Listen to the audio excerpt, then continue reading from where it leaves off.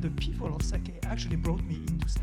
Back in 1988, this place was actually in Ginza on the main drag. At first it was kind of soy sauce, it was miso. To the point where it actually changed my life. New Year's Day 1989. Not just sake as a beverage, but all the culture and history. Welcome once again to a brand new episode of Sake on Air, broadcast from the Japan Sake and Shochu Makers Association here at the Information Center here in Tokyo, Japan. My name is Justin Potts, and I am joined together today by three other of our lovely, talented co-hosts.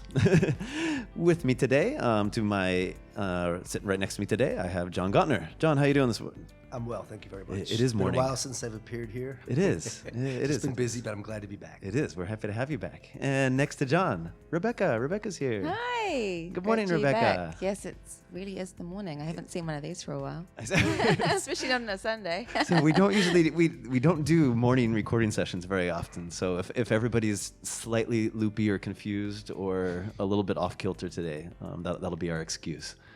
And last but certainly not least, Chris Hughes.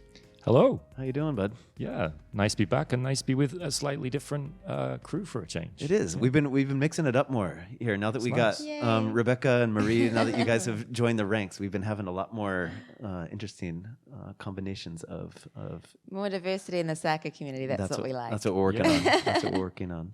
Excellent. And today, John has prepared a little something for us. We're going to be looking at sake rice. Rice types, sakamai, specific varieties used to make sake, as well as what they often refer to as table rice. Some of those different varieties, some of the trends, how we ended up where we're at, and where things might be going with regards to the world of rice and sake is what we're going to, that's the rabbit hole we're going to venture down. And it's a deep one. It is indeed, and it is indeed. So we're going to do our best to try and stay on topic and to the point. Not always our forte here on the show, but we'll see what we can do. With that, maybe we'll pass it over to John. You want to get us started here? Sure. What do we got? Where do we start today? Well, I think we should start with the concept that sake is actually brewed from rice. No other fermented material is used in the production of sake. So all the alcohol, all the flavor, everything comes from rice. They don't use any sugar adjuncts. They don't use any other kinds of fermentable materials, just rice and rice alone. And I think that is one of the things that makes sake pretty unique compared to beer and other alcoholic beverages. I think that a lot of people, at least in the West, or at least from where I'm from, think pretty much that rice is rice. It's all the same. When in truth, absolutely nothing could be further from that reality. There's hundreds and hundreds of types of rice. There's a bunch that are used in sake alone, and that's what I'd like to talk about today. Yeah, so right now, there's about 100 registered varieties. I actually counted of sake them. rice, right? There's about 120. Okay. The other day when I counted them. Okay. And we're talking about the short grain variety, right? Because there's actually you've got short, medium, and long grain. And I think medium is used a little bit overseas to make sake, but generally long grain is not used at all. Yeah, generally long grain is not used. But again, we're talking Japonica or Japonica. Right, yeah. Which is short grain rice. Exactly. Well, so we're looking at when we're talking about sakamai, we're talking right now specifically about what they refer to as sakamai, and those varieties cultivated specifically for the use in sake production. That's right. To be what's the word? Pedantic. Yep. I think that sakamai can refer to any rice used in to sake. brew, Okay. Yeah. Yes. That's Yes. correct. Yes. That is Shuzo true. kotekimai. Yeah, the shuzo kotekimai, I think, Is actually is refers the to particular brewery-specific sake rice, right? The brewing-specific, or Yeah. however you want to They translate also that. call it jozo yo in the rice reports. Oh, that's right. Shuzo kotekimai. Yeah. So any rice, any short grain rice can be used, and very often is used in making sake in Japan. But any stuff that's used in sake brewing is going to be called sakamai. But the 120 specific varieties of rice that are designated as being good for sake brewing are collectively known as shuzo kotekimai. We'll call it sake rice here, though. Yeah. Keeps it simple, I think. Yeah. So what I like to say when I talk about sake is this, and it's a bit of an oversimplification, but I stand by it. More than anything else, rice is going to lead to flavor. Certainly there's other things that are going to lead to flavor. The temperature at which you ferment, how long you mature it, whether or not you pasteurize it, the yeast that you use, the way you made the koji, for heaven's sake. But more than anything else, I like to say that rice is connected to flavor. And rice is connected to other things well, texture, weight, all kinds of things. resonance, as I like to talk about it. But more than anything else, I think rice and flavor are connected. However, I always like to add that the connection between rice and the final flavor in sake is not nearly as well connected as the choice of grapes and the final flavor in a wine. Absolutely. And I think that's something that people that have studied wine need to shift gears to look at the rice and the relationship between that and the flavor in sake. However, that's not saying it's not important. It's extremely important for countless reasons. It's just that the connection between the choice of rice and the final flavor or nature of the sake isn't as tight as the connection between the choice of grape and the final flavor in the wine. I absolutely agree with that in terms of just my interaction with people from the wine world who, there's, so many sommeliers, people who are wine world focused, developing an interest in sake, which is so fantastic. And there's such a compatible conversation between the two fermented worlds of wine and sake. One thing I have just observed is that there's more emphasis put on, what rice is this, what rice is this, what rice is this, and naming the rice as you would name the grape that you're brewing a wine from. And as John said, I think that there is perhaps, because of the different culture, we do need to maybe draw a subtle line underneath that point of, rice is the carrier of flavor, but it is not the be-all and end-all of flavor when it comes to a bottle of sake. Yeah, everybody's looking for that one-to-one. What's in the the world of silver wine, bullet it's that's this. gonna What explain is it to me? Yeah, and that being said, and I don't want to take us down one of these rabbit holes. Maybe we can get into this a little bit later. But I have a feeling, without a doubt, rice is, as you said, is not going to play the role that a grape varietal is going to play equivalent to the world of wine. That being said, I'm starting to get a feeling that not just the type of rice, but the way in which it was grown, how it was grown, and the variety specific to those conditions has probably more influence on flavor than a lot of the education up till now has definitely stated. Yeah. I think we're starting to rediscover that actually it is more significant and can be more significant. To what degree? As an industry, we're still figuring it out, and a lot of brewers are still figuring it out in the context of their own conditions and what it is they're making, what they're trying to do. So the answer to that question is still probably 10, 20, 30 years out, but I think down the road, we're going to find that it actually is significantly more influential than... You say it as if it always has been, but I think it's more of an evolution. I think brewing itself is evolving to kind of bring more out of the rice. Exactly. Yeah. But it also comes down to the fact that what rice contains versus grapes. And it's a completely different beast, right? It's a different constituents. And a lot of the things in the grape are actual flavor creating things, right? You've got phenols and, acids that you don't get in rice. Generally, I think a grape is built to produce more flavor than rice to begin with. Yeah, I said it's never going to be a one-to-one, but exactly to what degree does that rice actually play a role in that? I think we're still, as an industry, still have to suss that out. Definitely. Next, in this line of things that I wanted to talk about, are the fact that if you look, we just spoke about sake rice and how it's used to make sake, although they can use regular rice. But my point here is that sake rice and table rice, in other words, rice designated for eating, are different in many significant ways. I'd like to launch into some of the ways that those are different. Starting visibly is the size of the stalk. Proper rice, sake rice stalks are significantly taller, maybe about 25 to 33% taller than table rice on the average. So the size of the stalks are larger. Secondly, the size of the grains, too, are visibly larger. You don't have to be a rice farmer to look at table rice and sake rice right next to each other and see that the sake rice is, on the average, probably, again, about 25 to 33% larger than its table rice counterpart. On top of that, sake rice actually has more starch in it than regular table rice. Now, starch is cool because starch gets converted into sugar, and that gets converted into alcohol and carbon dioxide. So we like starch, and sake rice has more of that in it. Furthermore, sake rice has less fat and protein in it. Fat and protein can lead to character, but also to off flavors and rough flavors. So we want higher starch and less fat and protein, and that's what sake rice gives us. By the way, people often ask, can you eat sake rice? And yes, you can. There's no problem with that. However, it doesn't taste as good because of the lack of fat and protein that's involved. And it's quite chalky as well. Yeah, I had it I had it with curry once, and I didn't realize I was eating sake rice until the brewer at the end said, That's my wife's sake rice. She makes. Once I was harvesting yamada nishiki in Okayama, and we had onigiri, rice balls made with yamada nishiki. Probably the most extravagant onigiri I've ever had. I said, it does make relatively good paella, actually. Oh, really? Yeah. I can It turns imagine. into a pricey paella, Paella, but it's whether or not the price can Because it justify absorbs all the flavor from the Yeah, stocks, right? exactly. Yeah, it's actually pretty tasty, and just Another big difference between sake rice and table rice or regular rice is that the physical constructions of the grain is such that in sake rice, you've got the starch in the center and fat and protein around that. Now, in truth, all rice is like this to a certain degree. In all rice, you've got starch more in the center and fat and protein around. But with sake rice, it's so much more the case. They're so much more clearly separated. You've got so much more starch in the center and so much fat and protein around the outside of the rice. And this is one of the most important aspects of sake rice that there is. The reason this is important is because we want the starch, we don't want the fat and protein. So when they're clearly separated like that, all we need to do, and I make it sound simple, but it isn't for heaven's sake, is grind away, mill away, polish away the outside of the grains. And as we do that, we take away the fat and protein and leave only the starch behind.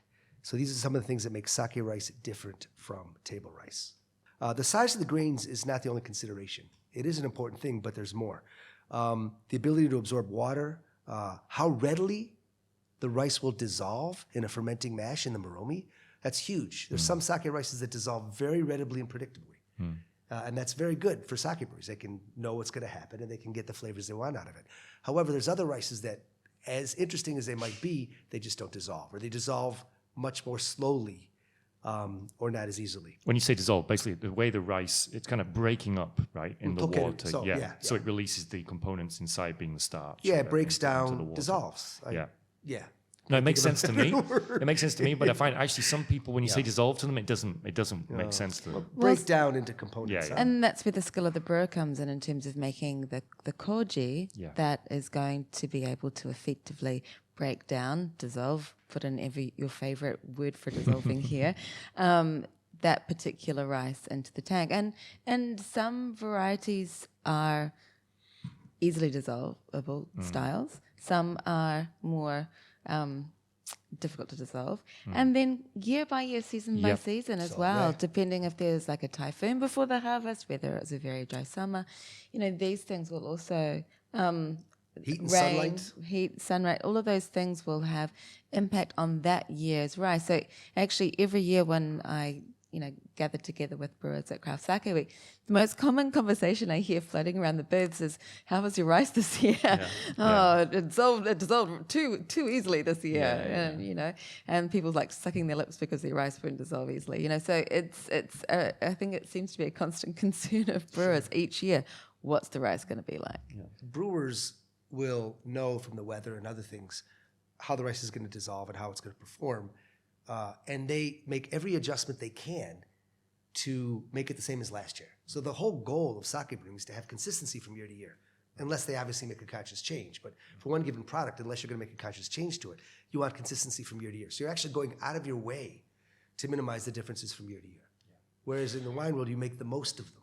Some brewers are also recently starting to highlight that that annual change in the seasonal cycles. I'm thinking of a brewer down in Yamaguchi who does put vintages on all of his sake because he grows his own rice and he believes that each year nature delivers him that rice, but in a unique form for that year. And so he labels with a vintage so that, because he remembers what that particular rice was like that year and he would like other people to experience it too. It's a little bit of a niche thing, but it is. Yeah, but it's a good very niche. Yeah, it's a niche thing, but it's being done. It's very, very, it's very, I think it's a very positive way to do things. Very interesting. Definitely. But you're right, too, that I don't think everybody can keep up with that. No. You know what I mean? No. It's still going to be on a small scale. it. I think we should probably quickly, we keep talking about how the rice dissolves and make this a bit more clear. The more quickly the rice dissolves, the richer and fuller your flavors are going to be. So if you want a lot of flavor, you want a rice that dissolves easily. If you want a cleaner, more compact style, then you want rice that doesn't dissolve too quickly. And if you're trying to make a particular style, but the rice dissolves more quickly than you expect it to, you're hosed, because you're going to have big, rough, big and bouncy flavors, which is what brewers tend to want to avoid. I think predictability is a big part of it as well. If it's going to dissolve too quickly, you can't control it, Right. right? If it dissolves at a nice, measurable, predictable, controllable pace, you can make it do what you want much more easily. Moving on to the next point, and I think this is big. I'm constantly surprised, or very often surprised, when I meet people that are under this understanding. Most sake is actually not made using sake rice. Premium sake is almost always made with proper sake rice, but most of the market is not premium sake, right?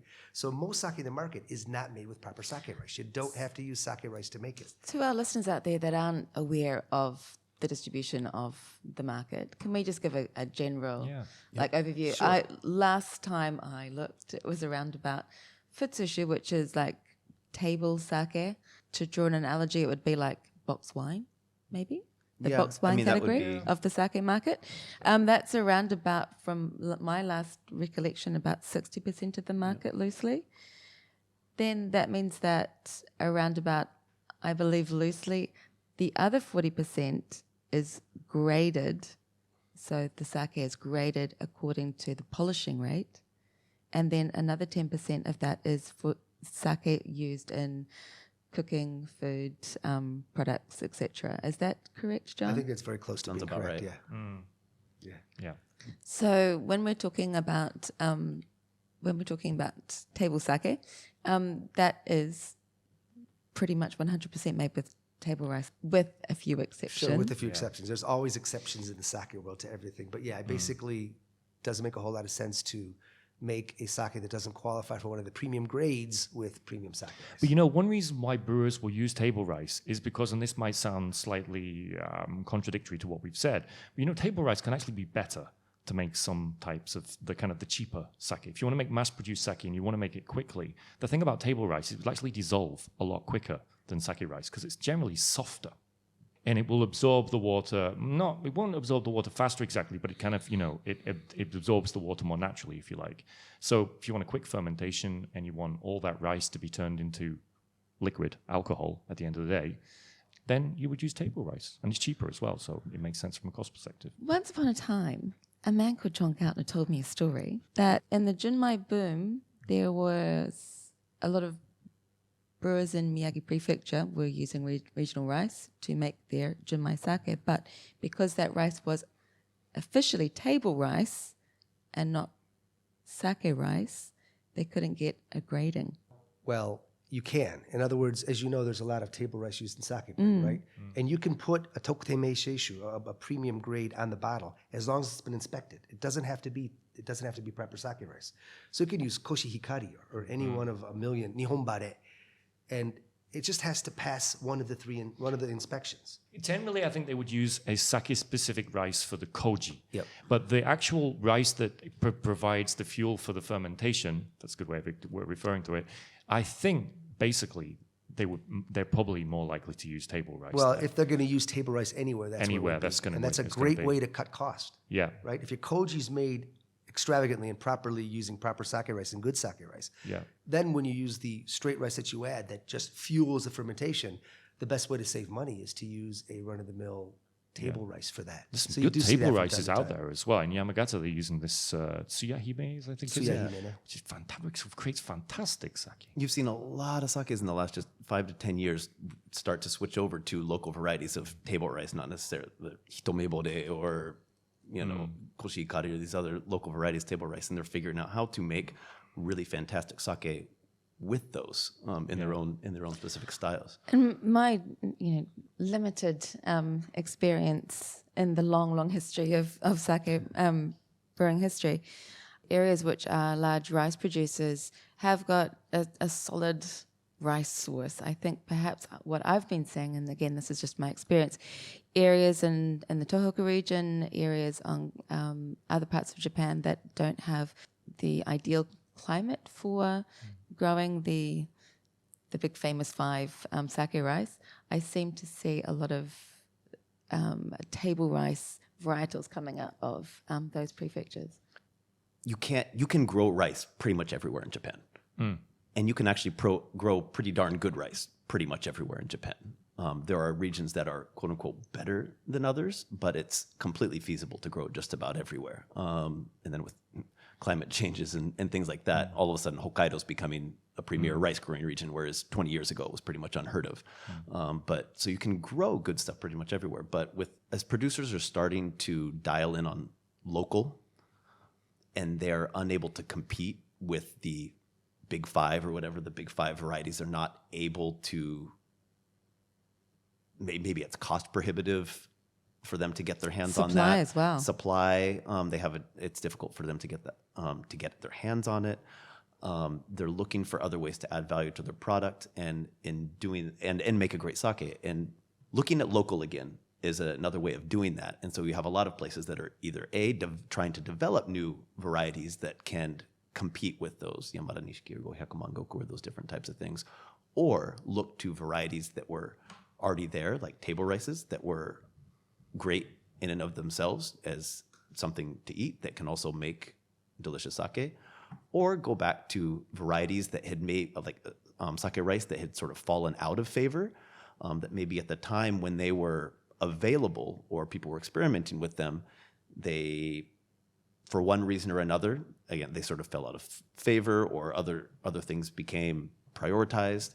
But maybe that specific variety at that time wasn't really grown or experimented in that region, or the style that was maybe popular at that time that wasn't necessarily ideal given those certain conditions. But now that there's a lot more exploration as far as what makes a good sake, and individual breweries looking at what's our good sake and sort of re-examining that, they're starting to go back and re-examine those varieties that had sort of that maybe didn't catch on at a certain time, and so there's potential in there. Yeah, but there's actually another massive motivation that people need to understand about why eating rice is now being used so much.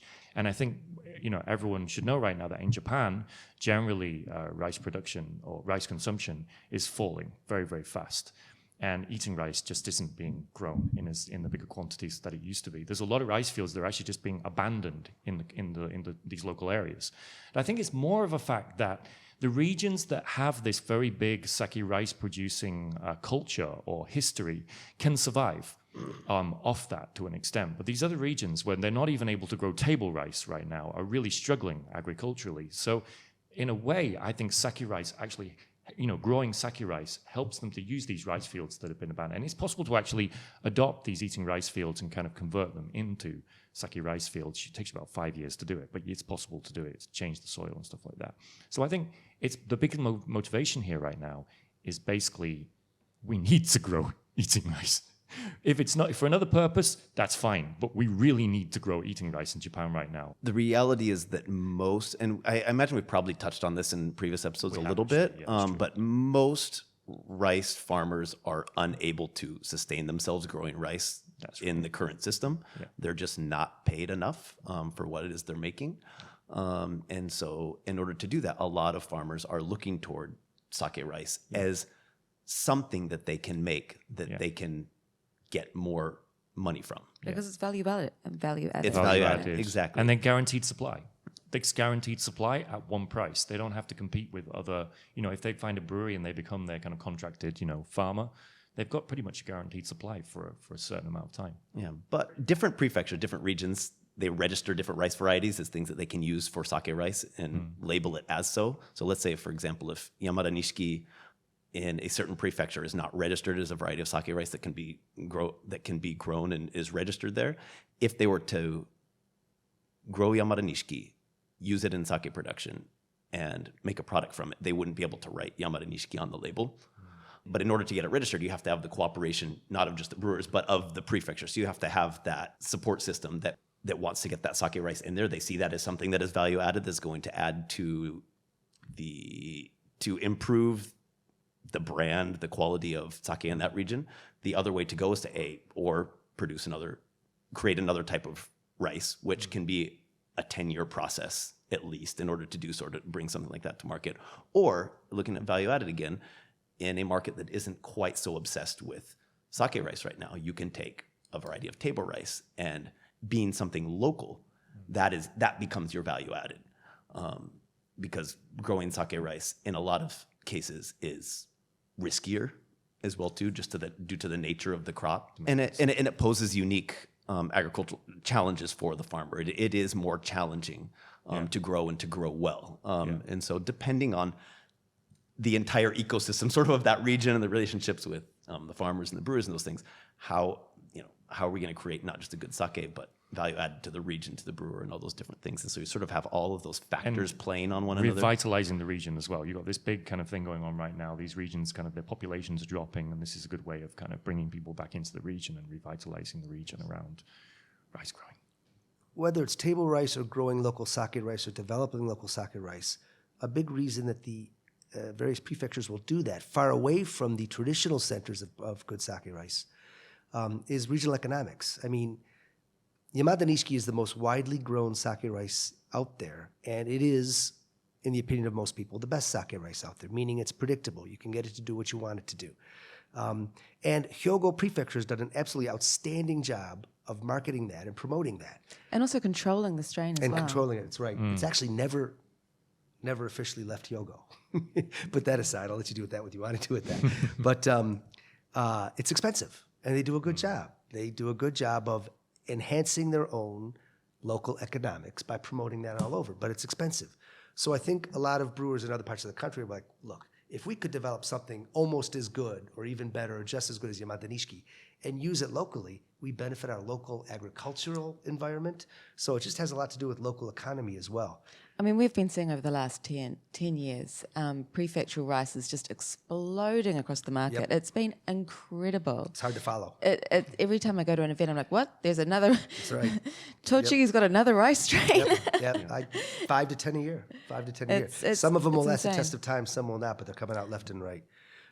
In terms of the inspection thing, though, I think as you pointed out, in other words, you have to have it inspected, or you can't use it in a special designation sake, in a Tokute Meishoshu. However, the problem is that you've got to maintain inspectors, train them, and keep them on staff for every strain of rice that you want inspected. So if you go to the government and say, look, we've got this new rice, but we're going to grow like one field, they're like, well, no, I'm not going to bother to train somebody and maintain them just for that. But if they can see that it's going to be a significant contribution to the economy in the long run, then they'll do that. So very often when we have people using local rice that is a decent rice but hasn't been inspected, it's because they're just making it for themselves. There's not enough to have the government justify training and maintaining a staff of inspectors just for that. There is also a slightly different angle on that. Brewers that are labeling their sake as futsushu, when it is made with sake rice, it is inspected rice, but they're not wanting to use the name of the grade that the rice polishing rate would give that particular sake. And that's for multiple reasons. Mainly, some brewers are not wanting to put too much emphasis on the grading and focus the consumer's attention more to the brand name or the expression in the bottle. And so some brewers are choosing to register their sake as futsushu to remove that requirement. So I think that is a very small trend, but I see it as an interesting trend that is growing and one that we should watch and ask ourselves, well, why is this happening? If brewers are choosing to do this, what's going on with the grading system that's not working for them? And that's another conversation to be had another time. But there are futsushu that are indeed maybe Junmai Daigen job. Right, by spec. Yeah, and I think, and Rebekah, what you're referring to, the reason that is significant is because a lot of the brewers that are doing that a lot of other brewers are looking to that movement as an example of ways to, again, getting back to like value added and communication and things like that. However, it takes a brewer with a bit of marketing savvy and confidence to be able to make that happen, and it's not easy.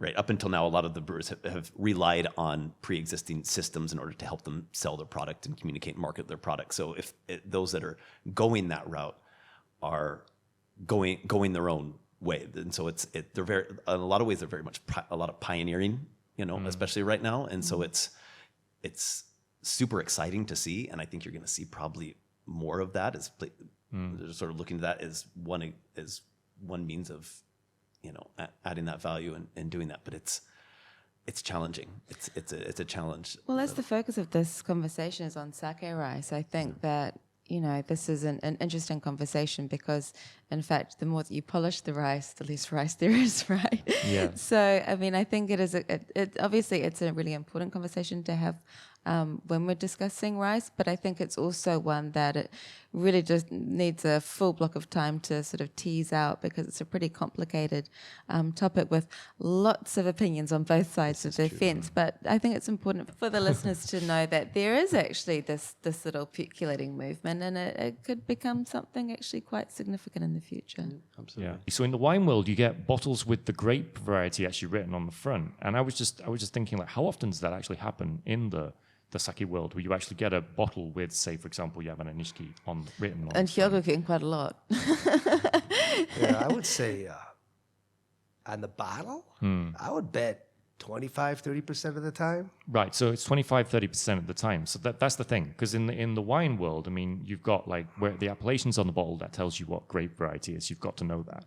But then there are situations where there is no appellation, so they write the grape variety on the bottle.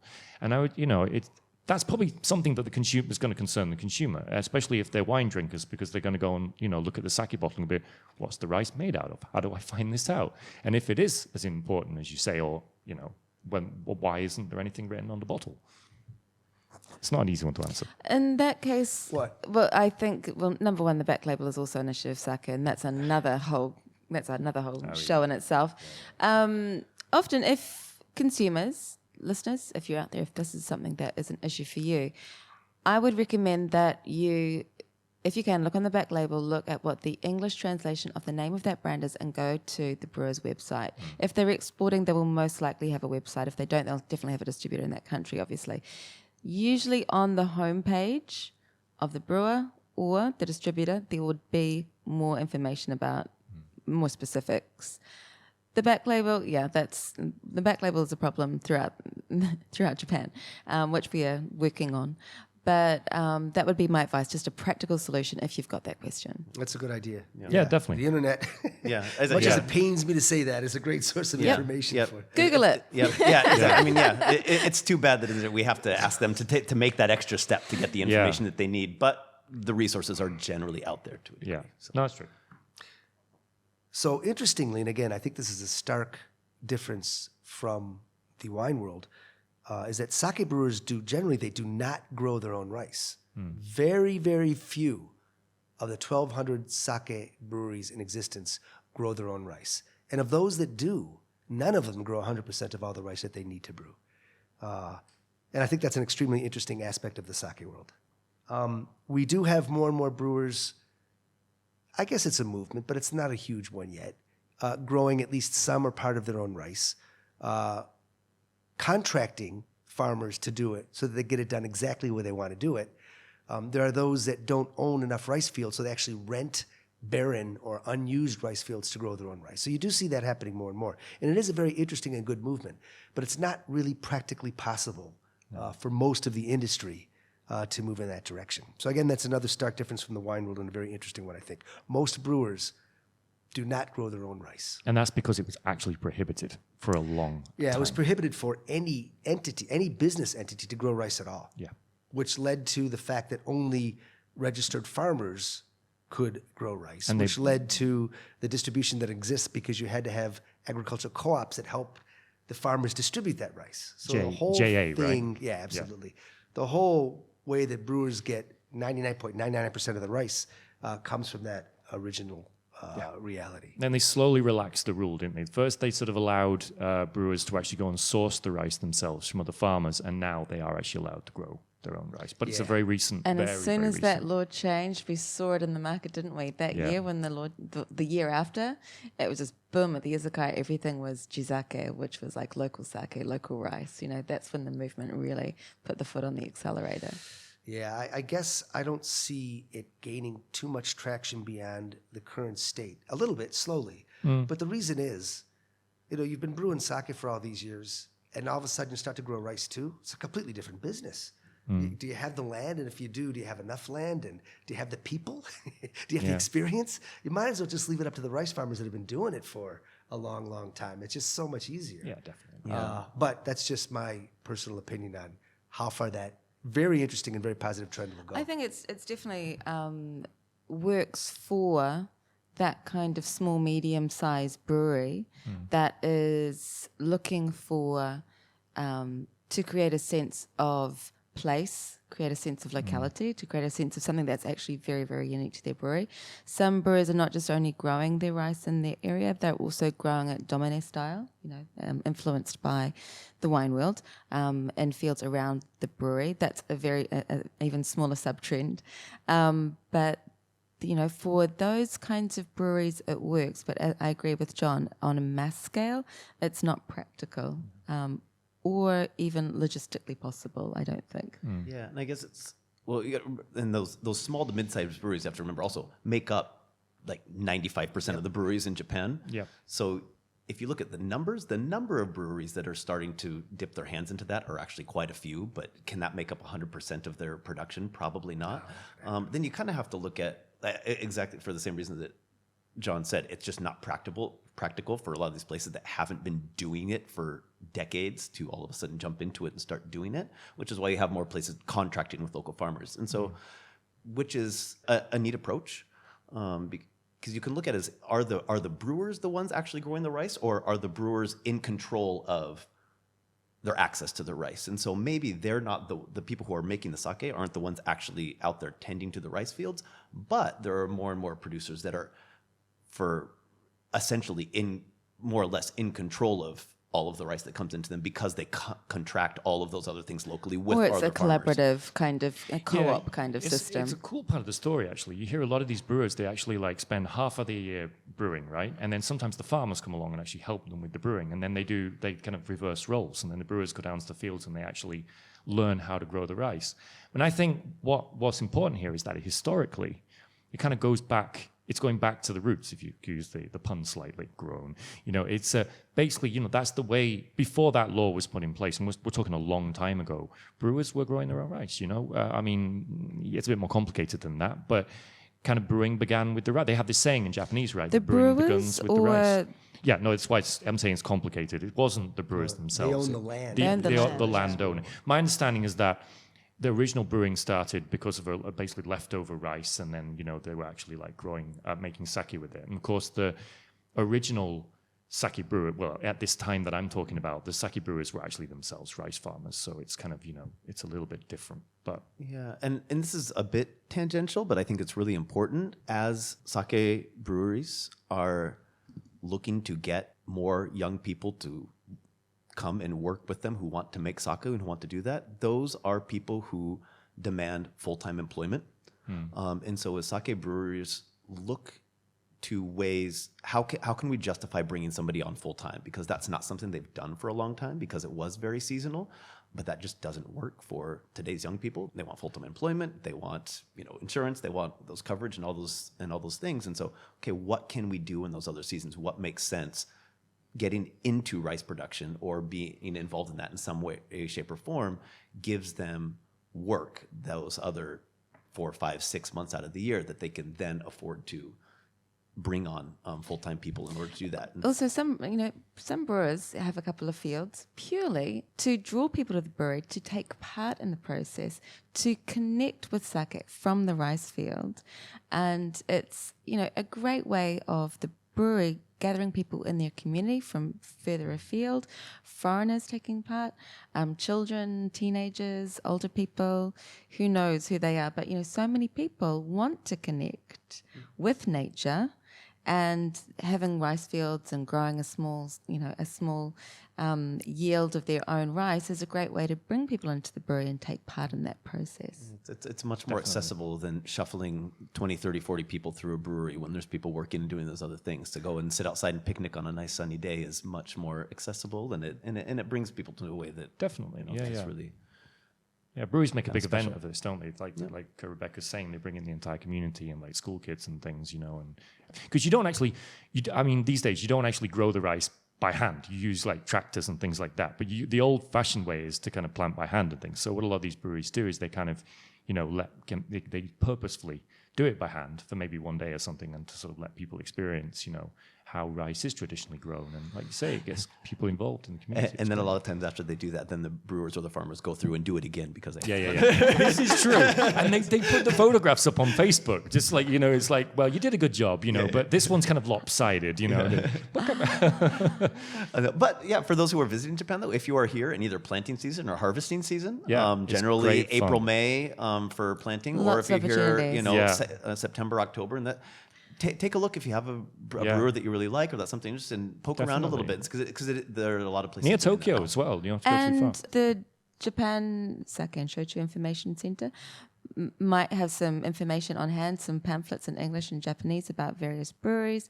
You might even be able to ask the staff if they know of any information about something in the area. The Information Bureau is a really great place to come to gather these kinds of resources. Absolutely. We need to stick a big eye on the front of this building, I think. The big tourist information center. Yeah. Can I just quickly elaborate on what you were talking about before about, providing work for the whole year? Just for our listeners that don't know, originally sake was kind of, so I was talking earlier about, this originally being the rice farmers who were actually brewing sake. And so those are the people who became those people called toji, right? The master brewers. And originally they started brewing because they don't have anything to do in the winter months, and it provided seasonal work for them. So traditionally, brewing was seasonal work, and nowadays, because of maybe changes in climate, or breweries can actually cool the inside of the brewery or whatever, so they can brew in the warmer months, whatever the reason, brewers have started to brew all year round, and so that's kind of one reason now why they need to kind of be growing the rice so they can provide work for the employees during the summer months, because traditionally they're not brewing during the summer months. Moving right along. Yeah, moving right along. Yeah. So we've been talking about sake rice and table rice and things like that. Japan has 47 prefectures, and almost every single prefecture grows a little bit of sake rice. To my understanding, the three that do not are Tokyo, Kagoshima, and Okinawa. And Okinawa isn't really suited to growing wet rice cultivation. Kagoshima has only one shochu distillery that makes a little bit of sake. And Tokyo doesn't really have the space or the need for it. So almost everywhere grows at least some sake rice. As we mentioned, if you drink a lot of wine, there's a whole bunch of great varietals out there. But if you remember the top 10 or so, you're good for probably 80% of your wine. Would you agree with that? I'd agree with that. So again, same for sake. There's, I know there's 120 varieties of sake rice currently being inspected, currently registered. But if you remember the top, 8, you're probably going to cover 90%, maybe the top 10, 90% of the sake you're going to drink. We mentioned a couple of times the main or the most widely grown and arguably the best sake rice is something called Yamada Nishiki. Next would be something called Gohyaku Mangoku. I believe Miyama Nishiki is next and Omachi is after that. Yeah. And I think that Dewa-san and Akita Sake Definitely, Komachi are rivaling each other for They're the really growing number up 5 fast, spot. aren't they? Definitely. All over the But I think part of that is also because Yamagata Prefecture has released a new sake rice for Jumai Daiginjo, specifically. So the pressure for or the demand for maybe Dewa-san within Yamagata might have slightly just dropped as they picked up the new rice grain and used that in production. So that might just be a little an abnormally, given that there has been this launch and a lot of focus on it in Yamagata Prefecture. And at the same time, there's also a lot of popularity of sake coming out of Akita Prefecture at this time. So it might just be a little blip in the road. Dewa-san has held on to that number 5 position for a long time, but it could be 5th equal for a while. Yeah. And so people understand, why is Yamada Nishiki kind of, been able to hold the throne for so long? It is really incredibly rare, my understanding is it's really incredibly rare to actually manage to succeed in developing a rice to rival Yamada Nishiki. It really is almost like a miracle, really. Well, every prefecture in the country is trying to. Yeah, they've all tried. And they come out and claim, right? They come out and claim, this is the Yeah. next Yamada Nishiki, right? That's right. We even have, what was it? The one in Niigata, right? The name's completely Koshitande, right? Koshitande. Which is basically, the parents are Yamada Nishiki and Gohyaku Mangoku, right? And everyone was saying, this is it. Yamada Nishiki's finished. This is the future. And I don't see that happening, to be honest, So just for just a little bit of point of reference here, I'm just going to pull up this. I got this data here. Data. So this is 20. So about the data is about 2-3 years old. But with regards to sake rice, Hyogo-ken, irrespective variety, it hands down is producing the most, about 26% of all of the sake rice in production. Below that, you have Niigata producing about 15%. And then after that, it starts to become relatively negligible. I mean, as far as amount, you got Nagano producing about 6%, Okayama at about 5%, Toyama at about 5%. Okayama's only 5%? Is what I've got here. Wow. Yeah, That is a total. surprises me. But then if you look at that, I mean, once you start to get down to 4, 5, 6, I mean, the amount year on year you're looking at, the difference is negligible. But just those top 5 regions make up about 60% of all of the sake rice production in all of Japan. Hyogo-ken, with regards to Yamada Nishiki, makes, this is about 2 years old, about 60% of the share of Yamada Nishiki is being used. And then after that... Within Hyogo Prefecture? Or within Japan? Within Japan. Yamada. So within Japan, 60% of the Yamada Nishiki is coming from Hyogo. that makes sense. Right. And then next is Okayama making about 9%. So, I mean, it's drastic. I mean, just about everywhere is growing Yamada Nishiki nowadays, whether or not it's registered or how much is being used. But between Hyogo, number 1 and number 2, you're going from 60% to about 10%. So, John, can we just touch on why Hyogo Prefecture is the Babylon of Yamanishiki? That's actually the next point I had in my bullet-pointed list. And that is to say that rice does have suitability to climate, just like any other agricultural product does, right? So sake rice in particular is very persnickety about the climate within which it grows. It likes particular things. Some rice varieties are good in the cold and grow better up north. Others are not so good and they won't grow well except out west. Yamada Nishiki is particularly suited to Hyogo for a number of reasons. One is the soil, and another is the fact that you've got hot days and cold nights in Hyogo because of the way the mountains lay and where those fields are that grow the Yamada Nishiki in relation to the mountains. Hot days and cold nights help the starches to run to the center of the grain and give you that starch packet with the starch at the center and the fat and protein around that. Another reason that Yamada Nishiki is so widely grown in Hyogo is that Hyogo Prefecture has never officially released the seeds to other prefectures. So they got the best stuff. Furthermore, if you look at it, they've got a place where they actually create the seeds for Yamada Nishiki. And I'll be honest, and they might do it this strictly for other grades, for other varieties of rice as well.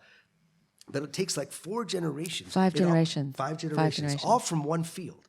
And these 5 generations of seeds to get the seeds that they sell to other people to actually grow the Yamada Nishiki. So it's really, really extremely strictly controlled. That DNA ain't going nowhere. So just to slightly rewind to talking about the environment, that the geography has an impact.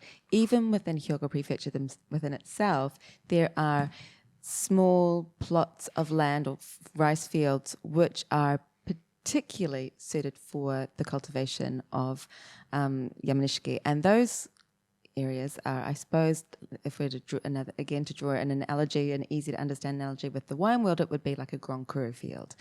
And these fields are called special grade A fields. They often have the name like Akitsu, or they'd have the name Tojo, like Yokawa. Tojo, also Saido, Yokawa. And within those fields are all special grade fields, but those fields have got different DNA. So the Yamanishiki grown from those fields has got a different flavor profile. For example, Yokawa has much more complexity and richness. Tojo is known for having a much lighter and produce more light, fragrant expression in the resulting sake. And whichever the brewer wants to choose, they'll select. Of course, because it's A grade and everyone knows it's A grade, it's the Grand Cru, it is priced appropriately. And because it's just small fields, it is very, very scarce in supply, which further drives up the price. So within Hyogo Prefecture, there is a grading of the different fields. And you might see something that says A grade on the back. That's what it means. I heard an interesting story about why Yamada Nishiki sort of traveled around Japan. So the story I heard was that Hyogo Prefecture had been using Yamada Nishiki for a long time, going back. Obviously it was discovered around 1923. 36? 36. 1936. Okay, 1936. And then, well, discovered rather developed, right? And then the story goes that, I think it's generally to do with the rice shortage, right? So they had a rice shortage around the rest of Japan, and they couldn't make sake with the table rice anymore. And so they were looking around for an alternative. And then, of course, the competitions kind of put Yamada Nishiki out there. The other prefectures saw this, and it was like, okay, we want some of this. This is making really good sake. And then Hyogo started to kind of sell it around. Is that true, you think? It's just a story I read in, it's in a book or whatever, but... I suppose. I mean, I haven't heard anything going against that. One Yeah, thing I I did haven't hear, heard though, was that during the war, because of rationing, all rice had to be sold within your own prefecture. And so the brewers in Nada, which is in Hyogo Prefecture, where Yamada Nishiki grows best, were actually using an Osaka rice and had been using that Osaka rice for decades. And they knew it, right? And they were happy with it. But then they were forced all of a sudden to use rice grown in Hyogo Prefecture. And they say, well, Shogunai, let's try this Yamada Nishiki stuff. And then they're like, whoa, this is actually much better for making koji and things like that. And that's when they switched over to the Yamada. Yeah, it actually. That's what I heard. Yeah, it took a little while for it to actually take hold because Yeah, they had it already did. they were It did. yeah, exactly. That's for the reason story you I said. read. Yeah. It got kind of a bit jumbled in my head, but that's exactly So right. everybody's drinking, it goes from one person Yeah, to the next. and then it appeared in the competitions, and everyone around Yeah, how Hyogo right. was like, yeah, we want some of that. Yeah. So it's also important to point out that rice is 99.9% of the time the result of a blending of strains. Yeah, right. So almost all rice is crossbred, right? Yeah. There's only a few that aren't. But almost all rice is crossbred with other, and a lot of it's incestuous. You've got the same rice in the mother's side and the father's side. But there's a number of reasons why they'll do that. Let's say you've got this great rice that grows really well out west, but you want to grow it up north where it's colder, right? So you crossbreed it with a variety of rice that's stronger in the cold. Another one might be that it's a great rice, but it just doesn't dissolve so well. So you crossbreed with one that dissolves better. It might be the size of the shinpaku. A shinpaku is the white starch center, the white starch packet in the center of the grain. Sometimes that's not big enough. Sometimes it's too big. Other times it's not centered, right? Which doesn't help if you're trying to mill the rice. So there's a number of reasons why they Also, can crossbreed. how tall the rice grows in the Exactly, field. right. Yeah. Right. If it's too tall, you can't harvest it with machines, or it's just a real pain in the butt Increase to the harvest. yield if you're able to grow Increasing it. yields for easier, sure, right. Easier to grow. And also with the shinpaku, because we didn't mention it already. So the actual shape of the shinpaku is also really important, right? You have different shapes, like disc shaped or kind of like a fatter kind of shape, or almost like really, really skinny. And that kind of, when it comes to polishing, that's quite important. And also when you're making the koji as well. Yeah, and I guess it's important to note that while now there's a bit more of focus on character when it comes to sake and selection, up until very, very recently, it was pretty much all about stability and risk aversion, right? So how can you make a stable product? How can you get something consistent and In the stable on the absence market? of refrigerated storage, Yep. modern technology. Yep, absolutely. And then being able to consistently get the amount of rice that you want and need every year in relatively the same condition. And so, like I said, so a lot of these sake rice, the stalks tend to be taller. You tend to have a lot of grains on them, make them very heavy. Harvesting season tends to be right around typhoon season and all these different things. And so what you're starting to see now is, for example, is getting back to John's point, you're starting to see people grow a lot, tend to grow more early harvesting varieties and things like that. Whereas before, a lot of places used to plant in May or so and harvest in October, November. Now you're seeing places planting in March and harvesting in August and things like that. You're seeing, in order to help guarantee themselves the ability to get what they need with minimal losses.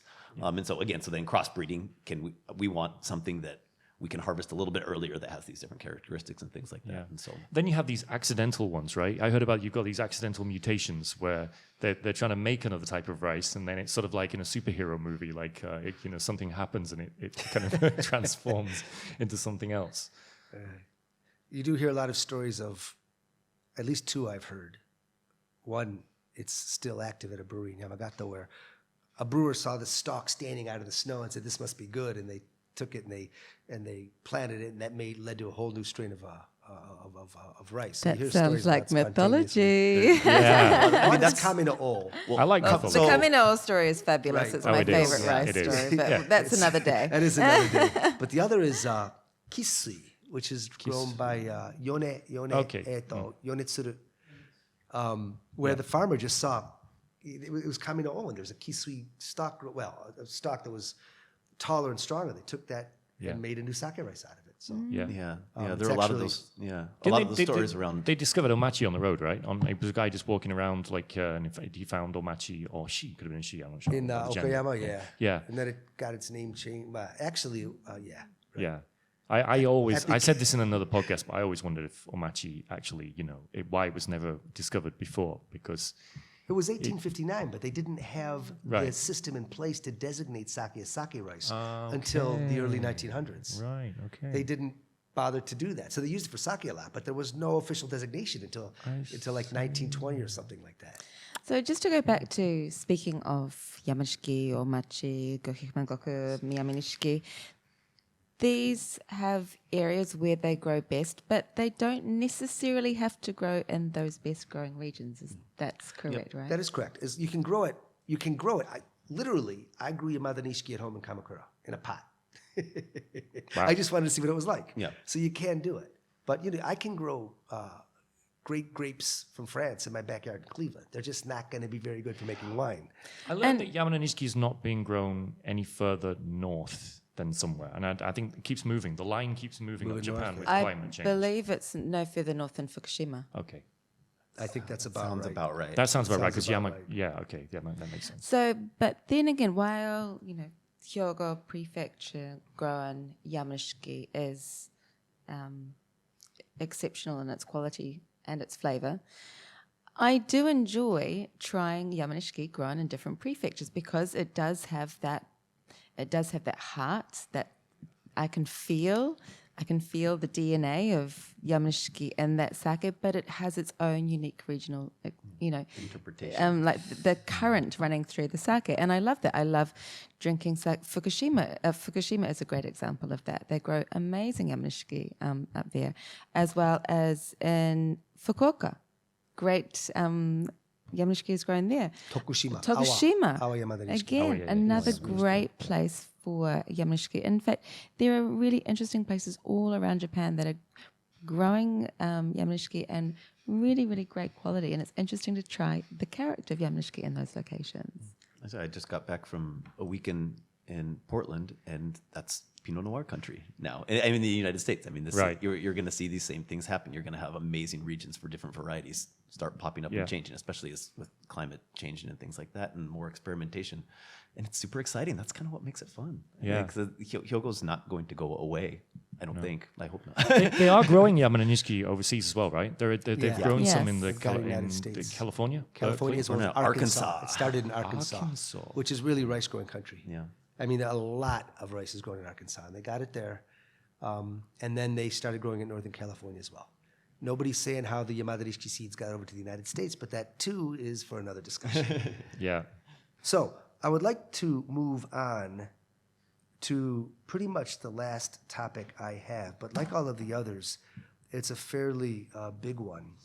As I said earlier, and as everybody agreed, the connection between rice and sake flavors is not nearly as tight as the connection between grapes and the final flavor of the wine.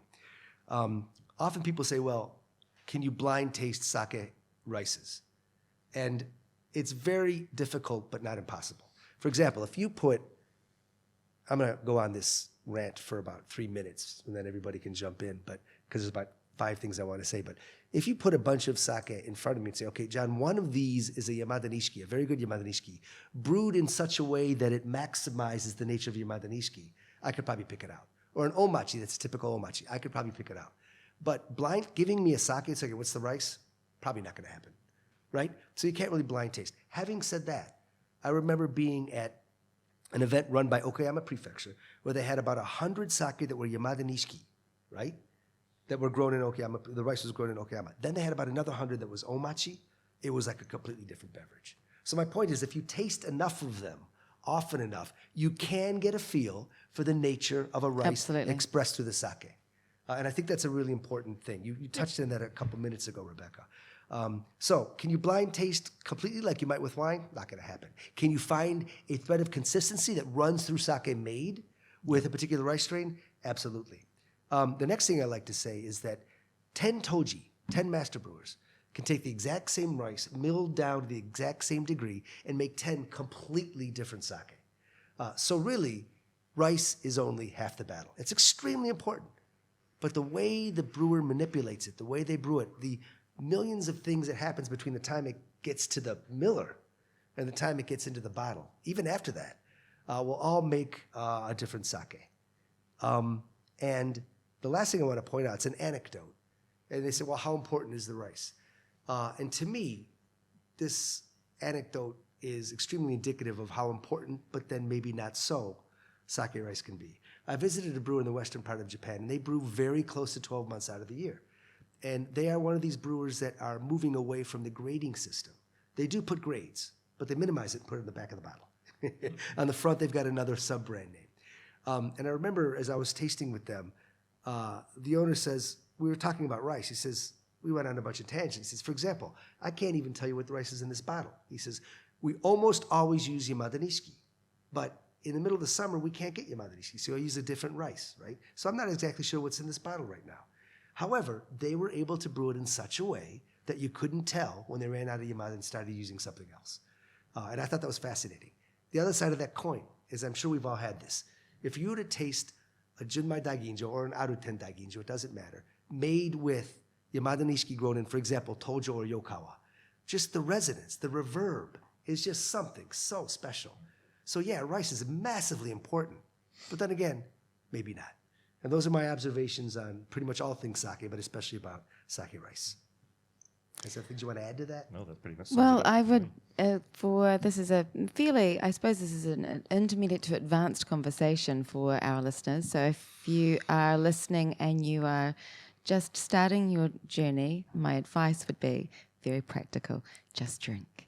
When you go to Advice gets, yeah. when you go to an event, have a talk to the staff, or if you're lucky and the brewers there, ask them about the rice. Start creating a mental flavor profile in your mind.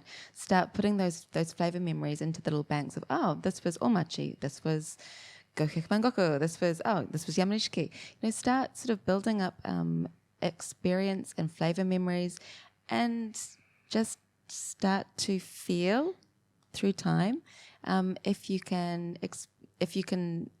guess a sake based on that expression that it's going to take a lifetime, but it's a fun journey to be on. And it's not really, as John said, always about the rice at the end of the day. It really is about the craftsmanship of the brewer. So all of those things together are an important part of your sake journey. So drink a lot, ask a lot of questions, and build up flavor memories. That would be my advice on this rice-based topic day.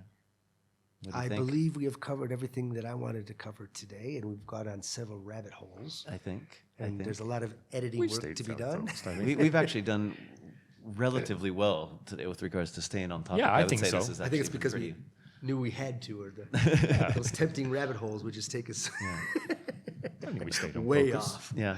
Yeah, No, that was but cool. Yeah, but with everything we talked about for our listeners, if there are more specific areas that maybe we touched upon that you have interest in, or that you'd like for us, we talked about doing, rice variety specific shows or things like that. If there's something that you're interested, you have questions about, please do get in touch. Send us an email, questions@sakeonair.com. You can follow us at sakeonair on all of your favorite social media channels, and you can send us questions or comments or feedback that way. And we're going to continue to come up with show ideas that hopefully not just things that we want to do, but that our listeners are interested in as well. And so the more feedback you can provide us, the better.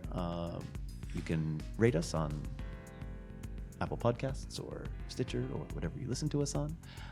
And all of that feedback helps us a great deal in getting word about the show out into the world, as well as letting us know what you like, what you'd like to hear more of.